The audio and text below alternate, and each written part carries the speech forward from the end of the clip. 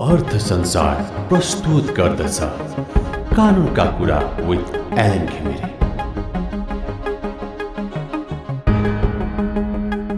Sponsored by फोर्टेन।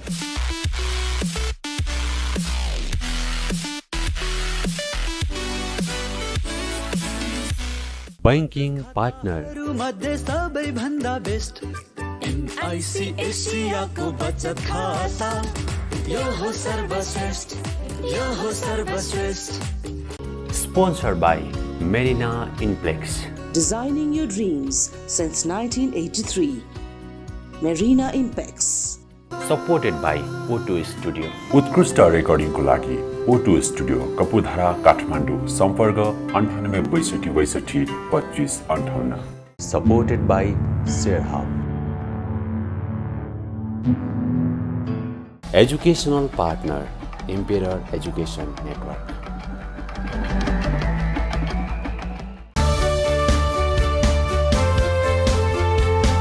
नमस्कार, कानुनका कुरा कार्यक्रममा यहाँलाई स्वागत छ। म अधिवक्ता लीलानाथ घिमिरे।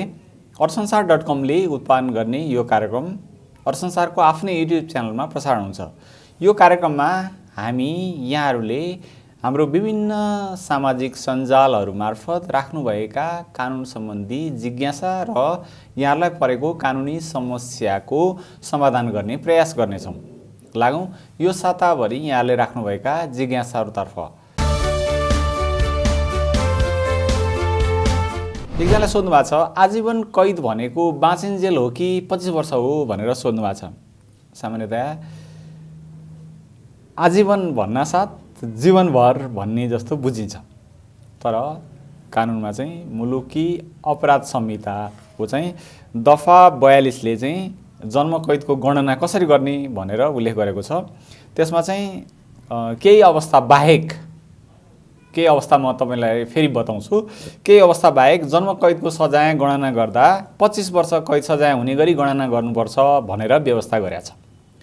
भनेको सामान्यतया जन्म कैद चाहिँ भन्नासाथ 25 वर्ष भन्ने बुझिन्छ, तर केही अपराधहरू यस्ता छन् जुन अपराधमा चाहिँ जीवन रहेसम्म सजाय गर्नुपर्छ, कैद गर्नुपर्छ भनेर भनिएको छ।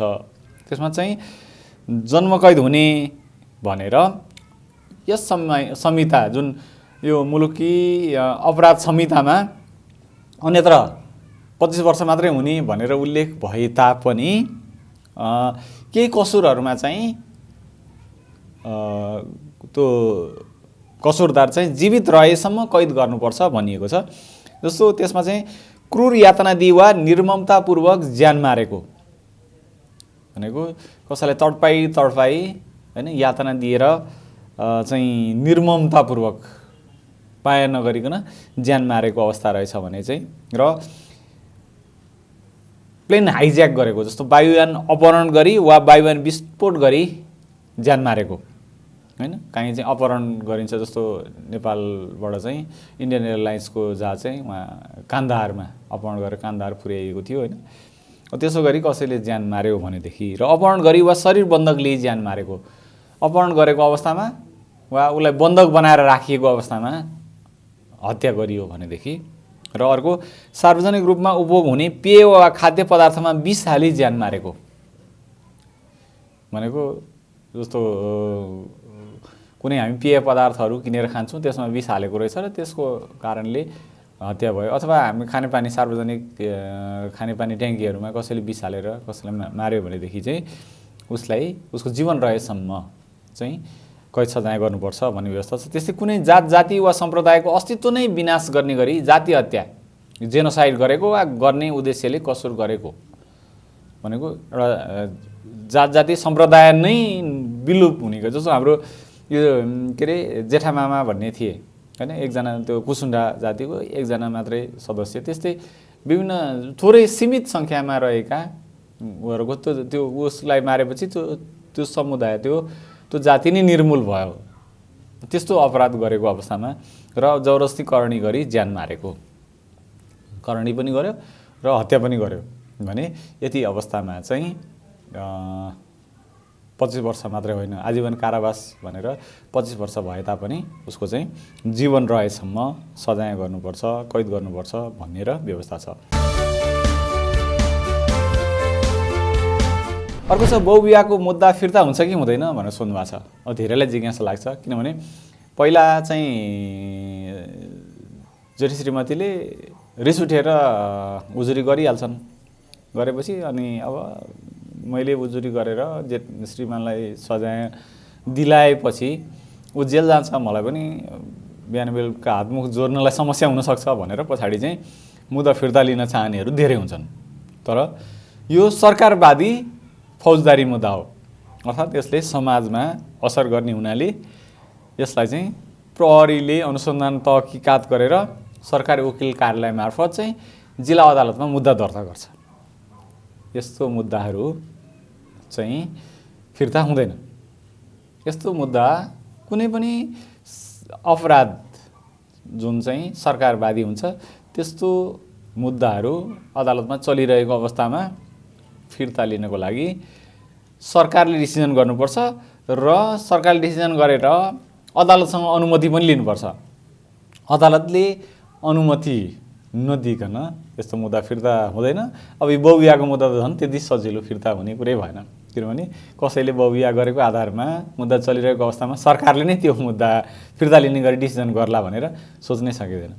यहाँहरूले केही अगाडि याद गर्नुभयो होला, रेशम चौधरी जो चाहिँ त्यहाँ कैलालीको चाहिँ जुन मासमा धेरै प्रहरी अधिकारीहरू लगायत बालकको पनि हत्या भएको घटनामा चाहिँ उनलाई दोषी देखायो जिल्ला अदालतले, अनि उनलाई उनको सजाय कायम रहेको अवस्थामा चाहिँ उनी राजनीतिक आस्थाको आधारमा उनीमाथि मुद्दा चलाएको भनेर उनको पार्टीले चाहिँ बारम्बार सरकारलाई मुद्दा फिर्ता लिनुपर्छ भनिरहेको अवस्था छ। तर सरकारले त्यति सजिलै मुद्दा फिर्ता लिन सकेको छैन।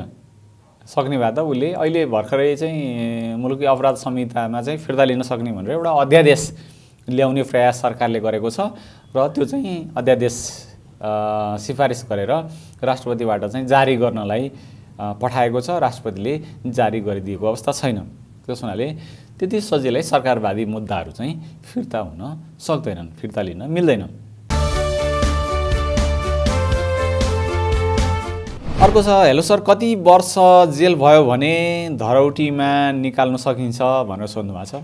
सामान्यतया जेल भएको कुरा चाहिँ धरौटीमा निकाल्न सक्ने भन्ने होइन। तपाईँले जेल सजाय तोकिसकेपछिको धरौटीको कुरा गर्नुभयो कि अथवा चाहिँ पूर्वपक्षलाई थुनामा पठाउने अवस्थामा चाहिँ धरौटीको कुरा गर्नुभएको। सामान्यतया के हुन्छ भने कुनै पनि मुद्दा दायर भएपछि त्यसलाई छुन्सेको बहस हुन्छ। छुन्सेको बहसमा चाहिँ कति वर्षसम्म जेल सजाय हुन सक्ने अवस्था र प्रारम्भिक रूपमा चाहिँ ऊ त्यो अपराधमा संलग्न भएको प्रमाणहरू कतिको जुटाएको छ त्यसको आधारमा चाहिँ अदालतले उसलाई थुनामा पठाउने कि धरौटीमा छोड्ने भनेर आदेश गर्छ। त्यो आदेश गर्ने आधारहरू चाहिँ के छ भने 3 वर्षभन्दा कम सजाय हुने मुद्दाहरू रहेछन् भने चाहिँ अदालतले धरौटीमा छोड्ने अथवा साधारण तारिखमा छोड्ने आदेश गर्न सक्छ। अब तपाईँले भनेको यहाँ सजाय निर्धारण भइसकेपछिको कुरा गर्नुभयो कि सजाय निर्धारण भइसकेको अवस्थामा चाहिँ धरौटीमा छोड्ने भन्ने हुँदैन। सामान्यतः 1 वर्षभन्दा कम सजाय भएको मुद्दाहरूमा चाहिँ दिनगन्तीको दरले कति दिन हुन्छ त्यो आधारले चाहिँ कानुनले तोकेको रकम तिरेर चाहिँ छुट्न सकिन्छ। त्यसको लागि चाहिँ अदालतमा निवेदन दिनुपर्छ र अदालतले त्यसलाई स्वीकार्नु पर्यो। पैसा लिएर छोड्ने भनेर स्वीकार्नु पर्यो। स्वीकार गरेको अवस्थामा छोडिदिन सक्छ। कतिपय मुद्दाहरूमा चाहिँ कतिपय सजाय भएको अवस्थामा 1 वर्षभन्दा कम सजाय भएको अवस्थामा पनि नछोडेका उदाहरणहरू छन् अदालतले र कतिपय अवस्थामा चाहिँ छोडिदिएको अवस्था छ।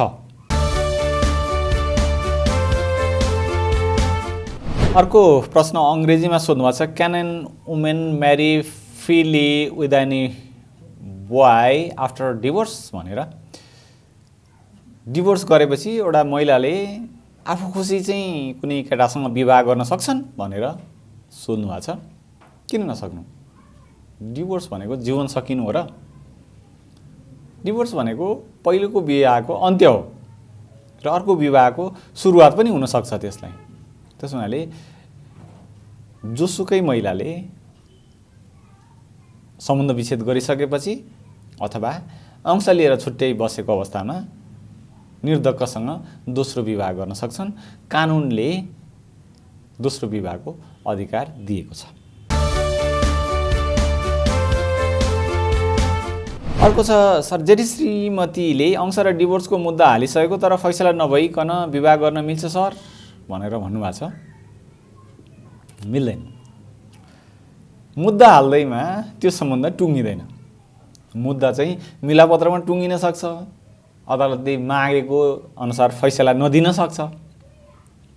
त्यो अवस्थामा जब सम्बन्ध टुङ्गिएकै छैन भनेदेखि अर्को विवाह गर्न कसरी मिल्छ? मिल्दैन। अब तपाईले सम्बन्ध विच्छेदको मुद्दा दिएर कसले बिहे गर्नलाई खोजेको भन्न खोज्नुभएको हो। जस्तो जेठी श्रीमतीले अंश र डिभोर्स मुद्दा हालिसकेको र उहाँले नै अर्को बिहे गर्न खोज्नु भएको भने उहाँले बिहे गर्न सक्नुहुन्छ, तर अंश पाउनुहुन्न। बिहे गरिसकेपछि अंश पाउन सम्भावना हुँदैन। तर श्रीमानले चाहिँ बिहे गर्ने कुरा गर्नुभएको भने श्रीमानले त बिहे गर्नै पाइँदैन अर्को, किनभने त्यो सम्बन्ध कायमै रहेको अवस्था हुन्छ। यस्तै अर्को प्रश्न छ, यदि श्रीमतीलाई अंशस्वरूप नगद रुपियाँ दिएर अंश बढ्ना गर्न श्रीमती मन्जुर छिन् भने कुन प्रक्रियाबाट अघि बढ्न सकिन्छ जानकारी दिनुहोस् न भन्नुभएको छ। श्रीमती चाहिँ अंश लिएर छुट्टिन तयार हो भनेदेखि तपाईहरुले मालपोतमा गएर अंश बढ्ना गर्न सक्नुहुन्छ, अथवा चाहिँ अंश लिने प्रयोजनको लागि अंश चलनको मुद्दा जिल्ला अदालतमा दर्ता गर्न सक्नुहुन्छ र नगदै अंश बुझी लिएको भनेर चाहिँ मिलापत्र गर्न पनि सकिन्छ अदालतमा। होइन, नगद चाहिँ मालपोतमा गएर बुझ्न पनि सकिन्छ। मालपोतमा गएर अंश बापत यति रुपियाँ नगद बुझी लिएको भनेर अंश बुझेको भरपाई गर्न सकिन्छ। भरपाई गरेपछि अंश बन्डा भएको मानिन्छ। अंश बन्डा भइसकेपछि दुवैको एकअर्काप्रति कुनै दायित्व बाँकी रहँदैन। दुवैले अर्को विवाह गर्न सक्छन्। सर, विदेशमा रहेको श्रीमानले नेपाल आएर डिभोर्स नदिई आफ्नो छोरा अनि आफूले पठाएको पैसा अर्थात् क्षतिपूर्ति लिन मिल्छ कि मिल्दैन भनेर सोध्नु भएको छ। डिभोर्स नदिई क्षतिपूर्ति कस्तो अर्थमा भन्न खोज्नुभयो? पठाएको सम्पत्ति तपाईले खोज्न जहिलेसुकै सक्नुहुन्छ, तर श्रीमतीसँग कसरी क्षतिपूर्ति? कि छुटिएको अवस्था हो भने तपाईले अंश दाबी गर्न सक्नुहुन्छ एकअर्काको। छोरा कति वर्षको हो, होइन, श्रीमतीले राख्न नचाहेमा लिन सक्नुहुन्छ। श्रीमतीले अर्को बिहे नगरेको अवस्थामा त उहाँले म राख्छु भन्नुभयो भने त 10 वर्षसम्मको बच्चा राख्न पाउनुहुन्छ। 10 वर्ष पछाडि चाहिँ बच्चा कोसँग बस्ने भनेर अदालतले सोध्छ मुद्दा परेको अवस्थामा, र बच्चाको चाहना अनुसार चाहिँ उसलाई कोसँग बस्ने भनेर अदालतले कसलाई राख्न दिने भनेर आदेश गर्न सक्छ। अब क्षतिपूर्तिको कुरा चाहिँ श्रीमान श्रीमतीमा क्षतिपूर्ति कसरी दाबी गर्न मिल्छ र? डिभोर्स नदिई भन्नुभएको छ, त्यहाँ माथि पनि डिभोर्स दिएको अवस्थामा पो त क्षतिपूर्ति माग्न सकिँदैन। झन् श्रीमान श्रीमती सगोलमै रहेको अवस्थामा कसरी क्षतिपूर्ति दाबी गर्न सकिन्छ? श्रीमतीलाई पठाएको रकम चाहिँ कहाँ खर्च गरिस्, हिसाब किताब देखा भन्न चाहिँ पाइयो, तर क्षतिपूर्ति दाबी गर्ने कानुनमै व्यवस्था छैन।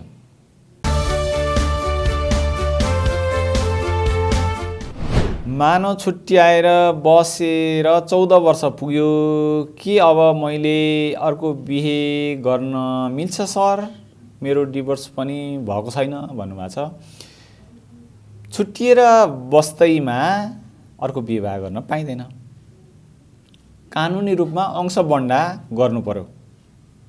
14 वर्ष छुट्टै बस्दैमा, अझ त्योभन्दा बढी अवधि छुट्टै बस्दैमा आफै सम्बन्ध विच्छेद हुँदैन। आफै सम्बन्ध विच्छेद नहुने अवस्थामा अर्को बिहे गर्न कसरी मिल्छ र? मिल्दैन। त्यस्तो अवस्थामा चाहिँ सम्बन्ध विच्छेदको आधार चाहिँ तयार हुन सक्छ। 14 वर्षदेखि छुट्टै बसेको फेरि एकअर्काको जानकारी बिना अर्थात् एकअर्काको सहमति बिना छुट्टै बसेको हुनु पर्यो है। फेरि सहमतिमा त फलान ठाउँमा बसेर जागिर खा, म फलान ठाउँमा बसेर खेती किसानी गर्छु भनेर छुट्टाछुट्टै बसेको रहेछ भने त्यसलाई छुट्टै बसेको मानिँदैन, बिना जानकारी बसेको मानिँदैन। जानकारी दिएर बसेकोलाई सम्बन्ध विच्छेदको आधार मानिँदैन। त्यस हुनाले सम्बन्ध विच्छेद गर्नको लागि 14 वर्षभन्दा बढी अवधि तपाईँले जुन भन्नुभयो त्यो अवधि छुट्टै बसेको रहेछ भने चाहिँ सम्बन्ध विच्छेदको आधार हुनसक्छ र नत्र अर्को बिहा गर्न कसरी मिल्छ? मिल्दैन। अर्को विवाह गर्नको लागि कि सम्बन्ध विच्छेद भएको हुनु पर्यो कि अंश बन्डा गरेको अवस्था हुनु पर्यो। दुवै अवस्था तपाईँको हकमा देखिँदैन। अर्को छ बहुविवाह गर्नु परेमा के गर्नुपर्छ होला कानुन नियममा भन्नुहोस् न भन्नुभएको छ। बहुविवाह गर्नुपर्ने भन्ने अवस्था हुँदैन। कानुन नियमले बहुविवाह गर्न दिँदैन। बहुविवाह गर्नेलाई जेल सजाय समेत हुन्छ। 1 वर्षदेखि 5 वर्षसम्मको जेल सजाय हुनसक्छ। अब एउटा श्रीमती हुँदाहुँदै अर्को बिहे गर्न सक्ने चाहिँ कन्डिसन कुन हो भनेर सोध्नु भएको भने चाहिँ जेठी श्रीमतीले अंश लिएर छुट्टिएको अवस्था रहेछ भनेदेखि चाहिँ अर्को विवाह गर्न सकिन्छ। त्यो अवस्थामा दुईटी श्रीमती हुन सक्छन्, तर जेठी श्रीमतीले अंश लिएर आफ्नो गरेर खाएको अवस्थामा मात्रै दोस्रो बिहे गरेको हुन्छ। त्यसलाई चाहिँ बहुविवाह स्वीकारेको मानिन्छ।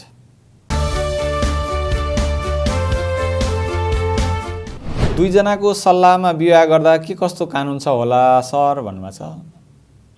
दुवै अविवाहित हुनु भनेदेखि सहमतिमा जहिले सुकै बिहे गर्न सक्छन्, त्यसलाई कानुनले छेक्दैन। तर उनीहरूको उमेर पुगेको हुनुपर्छ। दुवैको उमेर 20 वर्ष पुरा भएको हुनुपर्छ। हाडनातामा करणीमा सजाय हुने नाताभित्रको हुनु हुँदैन। त्यस्तो नाताभित्रको विवाह चाहिँ त्यो बदर हुन्छ। त्यसै गरी उमेर नपुगेका व्यक्तिहरू बीच भएको विवाह पनि बदर हुन्छ र त्यसमा सजाय समेत हुन्छ। बाल विवाहमा गर्ने गराउने दुवैलाई सजाय हुन्छ, त्यो पनि हुनु भएन। र विवाहित बीचमा पनि विवाह हुनु हुँदैन। जस्तो कोही विवाह भएर श्रीमती सहित बसिरहेको छ भने उसले अर्को विवाह गर्न मिल्दैन, हैन। अनि कतिपय अवस्थामा झुक्क्याएर गरेको विवाह पनि बदर गराउन सकिन्छ। त्यसरी कोही विवाहित हो अथवा उसलाई निको नहुने रोग लागेको छ, कोही आँखा नदेख्ने अवस्थाको छ भनेदेखि त्यसलाई पनि झुक्क्याएर गरेको विवाह चाहिँ बदर गराउने विवाहमा पर्छ। त्यस्तो विवाह पनि गराउन हुँदैन। दर्शकवृन्द, आजको कार्यक्रम यति नै। यहाँहरूलाई यो कार्यक्रम कस्तो लाग्यो प्रतिक्रिया व्यक्त गर्न नभुल्नुहोला।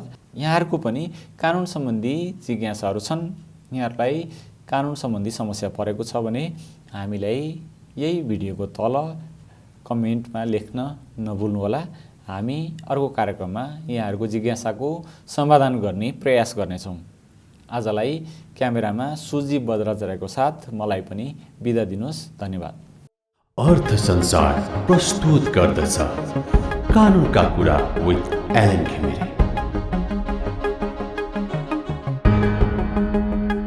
Sponsored by Forten.